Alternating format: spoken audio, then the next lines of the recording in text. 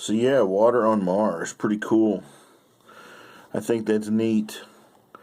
They're still not sure exactly how much water they're talking about or how it actually works, condensation, or if it comes up from the ground, but apparently there's enough evidence to say, yeah, there's definitely liquid water on Mars from time to time, certain circumstances.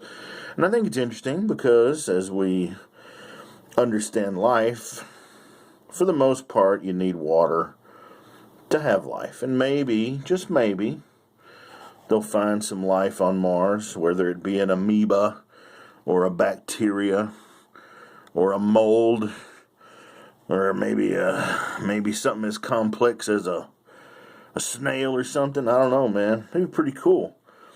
And one reason I think it'd be really cool is because a lot of the religious folk would have to try to explain why God would make a snail on Mars and how it would fit into the creation story, which it doesn't. I think it'd be fun, man. You say, oh, they found these snails on Mars, and just wondering what chapter of the Holy Book it says, and the Lord made Martian snails. Right. Anytime you hit a religious believer up with some science that they just can't deny, they tend to what they call move the goalposts. They change their story a little bit to try to make it fit. For example, in the Bible and the Quran, it's implied pretty strongly that heaven is in the sky.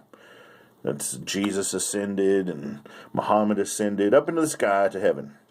Well, since flight has been invented and space flight and, we've got satellites up there, yeah, there's no heaven up there. And so you go up to the Christians and go, wait a minute, I thought heaven was in the sky. Well, now it's like, oh, it's a different dimension. It's a different dimension. That's what it is. Oh, yeah, of course, sure, right. So you could say, well, what about the snails or the fungus or whatever on Mars, And they're going to have to move their goalposts to try to explain it. But I think it's cool, man.